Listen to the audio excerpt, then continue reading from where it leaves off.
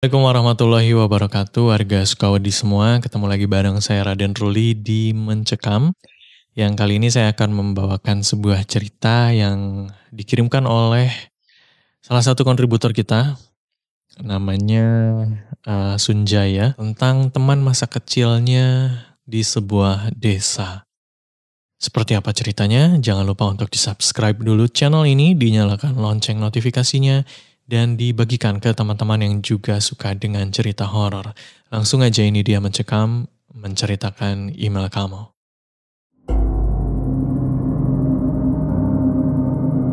Do you see what I see? Exclusive on Spotify.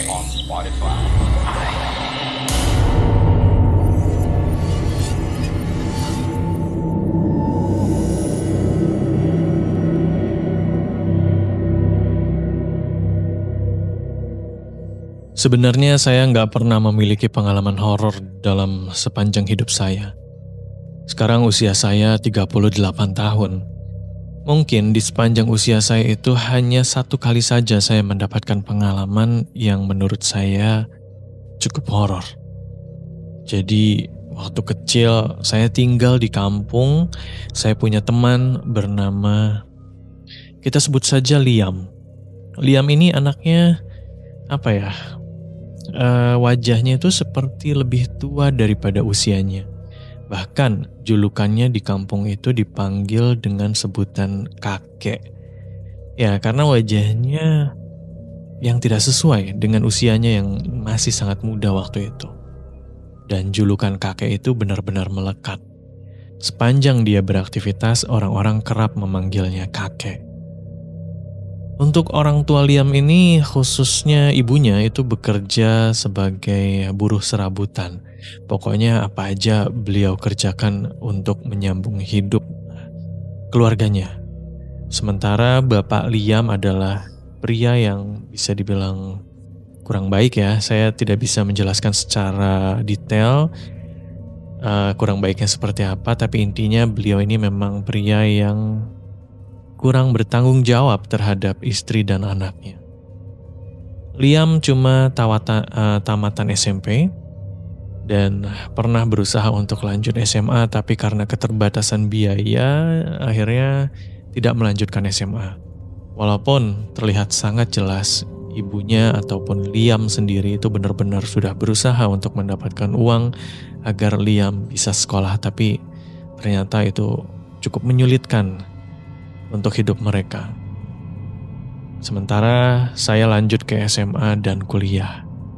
Nah, ketika saya kuliah, saya itu kuliah di luar kota, meninggalkan Liam dan teman-teman yang lain. Siang itu saya berpamitan dengan teman-teman. Ada Liam di sana. Liam tersenyum memberikan selamat. "Aku bangga, Jay, sama kamu. Nanti kalau sudah jadi anak kampus, jangan lupain aku ya," kata Liam sambil menjabat tangan. Liam mengantar saya, bapak dan ibu. Dan memang rencananya selama saya kuliah, saya ditemani bapak dan ibu yang akan ikut tinggal di kota tersebut. Karena bapak kebetulan ditugaskan di kota tersebut juga. Hingga waktu terus berlalu, akhirnya kuliah saya selesai dalam waktu beberapa tahun ya. Dan ilmu kuliah saya itu saya pakai untuk kerja selama beberapa tahun, dan karena tidak ada pengeluaran yang berarti, uang itu cukup banyak ya kalau dikumpulkan waktu itu. Saya berkata kepada bapak dan ibu untuk membangun desa. Kebetulan desa kami itu penghasil kentang dan beberapa hasil kebun lainnya yang memang cukup melimpah. Saya memang dari dulu bercita-cita memberdayakan orang-orang yang ada di sekitar kampung saya. Bapak dan ibu tampak setuju. Mungkin sudah sekitar hampir 10 tahun kami tidak kembali ke desa. Rumah yang kami tempati ketika saya kecil dulu diurus sama Pak D dan Bude saya saat ini. Dan akhirnya kami kembali ke desa. Rumah itu masih terawat dan bersih. Saya bertemu lagi dengan Liam. Ya, tentu saja Liam juga merasa senang seperti saya. Tapi yang saya tidak senang kondisi Liam yang tidak berubah ya. Hidupnya masih tetap memprihatinkan. Bahkan tubuh Liam semakin kurus dan wajahnya semakin terlihat tua dan lelah. Saya bilang sama Liam, "Tunggu ya, sebentar lagi saya akan bangun bisnis kecil-kecilan di desa. Nanti Liam, kamu bisa ikut kerja sama saya, kumpulin uang untuk semua kebutuhan kamu." Saat itu Liam tersenyum dan berkata, "Jai, sekarang saya sudah punya motor. Saya sudah bisa naik motor. Saya bisa kerja jauh cari uang untuk ibu. Kamu doain aku ya, Jai. Sambil kamu merintis usaha kamu di sini, saya kerja dulu di tempat kerja yang saya sedang kerjakan sekarang. Nanti kalau kamu sudah mulai stabil, saya akan berhenti dari tempat kerja dan ikut bekerja sama kamu, Jai," ucap Liam waktu itu. Jadi setelah pulang kampung, saya sibuk dengan kegiatan saya, dibantu bapak dan ibu, dan juga beberapa keluarga. Dan Liam masih sibuk dengan pekerjaannya. Kami tidak bertemu, bahkan sampai beberapa bulan. Hingga akhirnya di suatu malam, saya rasa ini mimpi gitu. Liam datang ke kamar saya dan bilang, "Jai, titip ibu ya. Saya nggak bisa nemenin ibu lagi. Kasih tahu ibu, jangan mau rujuk sama bapak.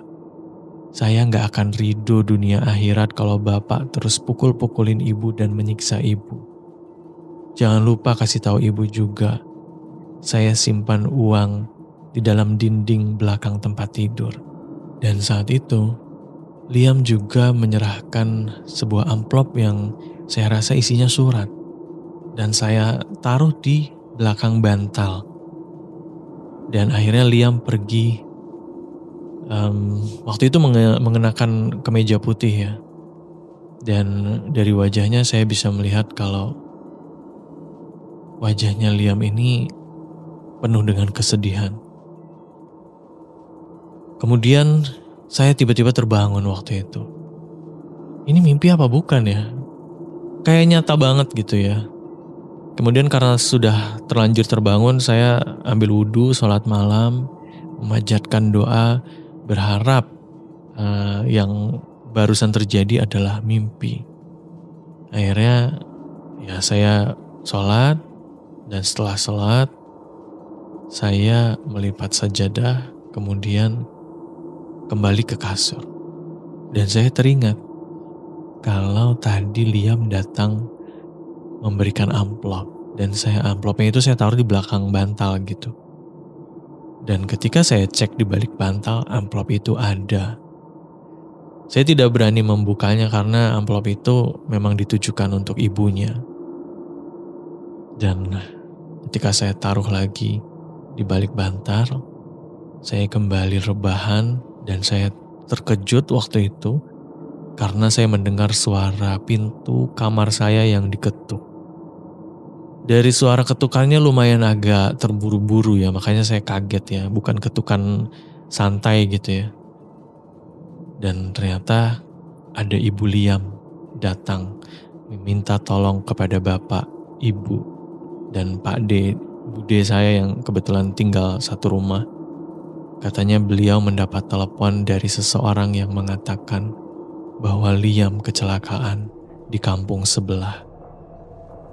Kami cukup panik ya, bergegas mengantar Ibu Liam, tepatnya bapak dan ibu yang pergi, menyiapkan segala sesuatunya. Saya di rumah, masih berharap kalau itu cuma sekedar mimpi belaka, mimpi yang kata orang-orang itu bunga tidur. Tapi ketika beberapa jam kemudian, bapak dan ibu datang bersamaan dengan suara sirine mobil ambulan. Saya tahu betul akan ada berita buruk yang akan saya terima saat itu. Iya, Liam meninggal dunia di kecelakaan itu. Jenazah Liam dibawa dengan ambulan dan akan segera dimandikan. Bapak dan ibu meminta saya untuk melihat Liam yang terakhir kalinya. Saya cukup terkejut saat itu. Mohon maaf karena Liam yang saya lihat saat itu kondisinya persis sama dengan Liam yang datang ketika malam tadi, menggunakan kemeja putih dengan wajah yang cukup agak tragis ya kalau saya ceritakan di sini.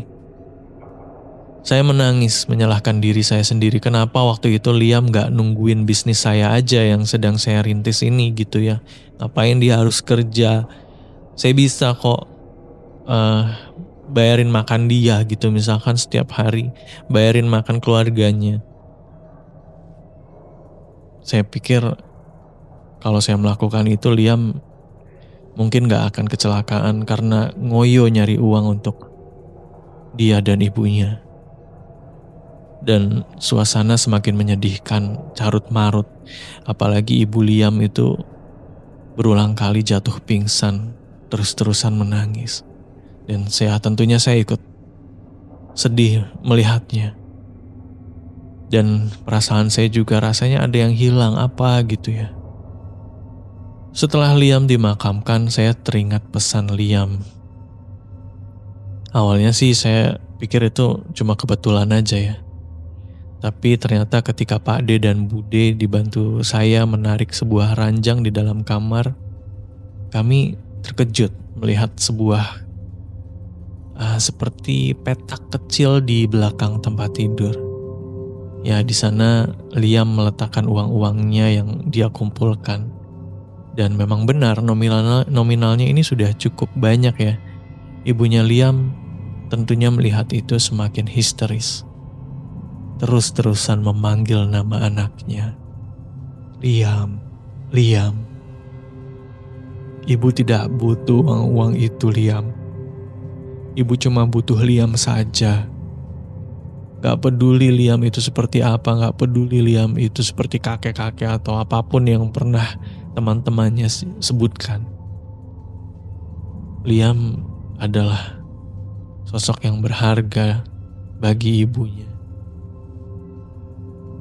Ya mau gimana lagi, semua sudah terjadi dan yang terjadi memang sudah menjadi takdir dan ketentuan dari Allah Subhanahu wa Ta'ala. Dan tentunya saya juga menyerahkan amplop yang ditulis oleh Liam untuk ibunya. Malam pertama takziahan, rumah Liam cukup ramai. Saya, Bapak, Ibu, Pak D, dan Bu D ikut hadir ke rumah Liam. Dan setelah takziahan, malamnya saya kembali didatangi. Dan ini saya yakin sekali kalau ini bukan mimpi. Iya, waktu itu di tengah malam saya terbangun. Liam datang. Tiba-tiba dia muncul dari pojokan kamar saya. Yang beda kali ini, Liam terlihat sangat rapi, sangat bersih, bercahaya. Dan berbeda dari Liam yang pernah mendatangi saya sebelumnya. Saat itu, Liam memanggil saya dan tersenyum. Jai, terima kasih banyak ya. Jangan lupa, kalau kamu sibuk, sekali-sekali jengukin ibu aku, ucap Liam waktu itu. Saya hanya bisa diam dan tersenyum. Dan tak lama, bayangan itu menghilang. Karena sudah terlanjur bangun di tengah malam, sekali lagi saya melakukan sholat malam dan mendoakan Liam. Sambil berucap janji di dalam hati bahwa insya Allah semampu saya akan menjaga dan saya sekeluarga akan memberikan rasa sayang kami untuk Ibu Liam. Dan untuk tim Do You See What I See, terima kasih sudah membacakan cerita ini. Semoga ada hikmah di balik kisah yang bisa dipetik dari teman-teman semua warga desa Sukawedi Mohon maaf kalau ceritanya kurang horor. Terima kasih. Ya, itu dia untuk mencekam episode kali ini. Terima kasih untuk yang sudah mengirimkan ceritanya. Ada Mas Sanjaya atau Mas J, terima kasih banyak. Untuk warga Sukaudi semua, jangan lupa di subscribe channel ini, dinyalakan lonceng notifikasinya, dan dibagikan ke teman-teman yang juga suka dengan cerita horor. Jangan lupa, kalau punya pengalaman atau cerita horor, baik pengalaman pribadi atau orang lain, silahkan dikirim saja via email di podcast.ceritahoror@gmail.com. Saya Raden Ruli pamit. Wassalamualaikum warahmatullahi wabarakatuh.